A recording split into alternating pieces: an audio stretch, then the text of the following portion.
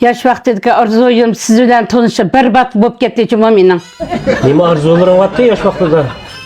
Apamның burun arzulari shundoq ko'pdi. Menga deb bergan yosh vaqtlarda. Kim tura sen? Qilishdan ketgan.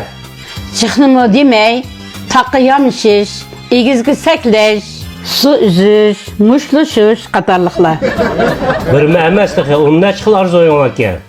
Benim arzularim amalga oshmabdi. Oshgan bo'lsa olimpik senini ko'ratibganda.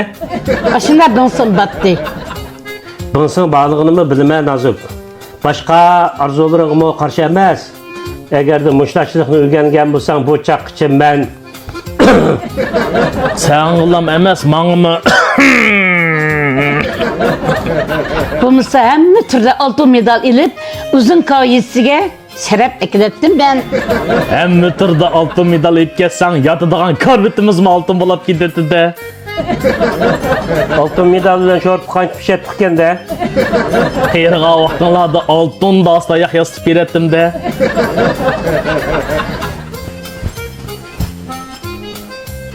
Hocam, Toq chiqish chempioni bo'ldi ketiga bu.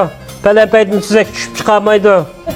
qanday qilma endi uzun bo'ldi men mashq qilmag'ini qo'llarim qo'lrab qopdi shu mening. Yima yılki olimpik müsabaqasida 98 qatim tizmatgan nozik adimiz şu-ku. Shudek turdi, shuki ayna. Voy, nemish qilyapsiz, cho'ng opa? Bir majil meni cho'ng opa deydi-ku. Hammis meni Nozixonim deb chaqirdi. Cho'ng opa emas. Voy, xapumman ada. Zanglar kim o? İşikten kirmayla Nazikning kayfiyatini buzib. De, opamның kayfiyatini buzib. Aldı bilan o'zim tanishtirib o'tay. Ismim Hakima. Ha, mening ismim. Ha bo'ldi, demisiniz bilib bo'ldim. Sizning ismingiz Hakima, sizning ismingiz Changjan haqiqatan. Kimi Changjan? Bu dada bu ordunun tiybe kızları bizden uzun kahve yesin demiş qilayotgandi. Ah, mening ismim Onjam. Ha, nima sanlar bor? Meni harakat qilg'izmay. Men uzoq yil bo'ldi tibobat bilan shug'ullanayotgani. Sizni harakat qilishga shundoq amroq ekan deb anglab, qo'lingizni ko'rib qo'yay deb kirgan.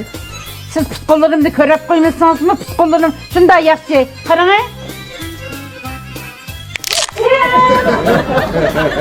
İşiniz çoğup kaldı Refika. Bunun amal yok. Voy putqo'llarim. Voy belarimdan ketibdimi men. Qiyirg'iningizga tan bering ada. Mo'ringiz, bo'yningiz, bellaringiz tilib og'rimdi.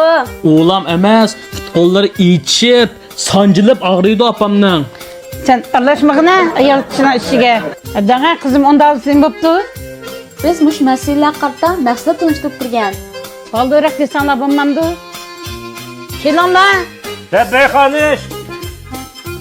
Foyda qilmaydigan maqsad chetvatqalan uydan qo'llab chiqaringlar.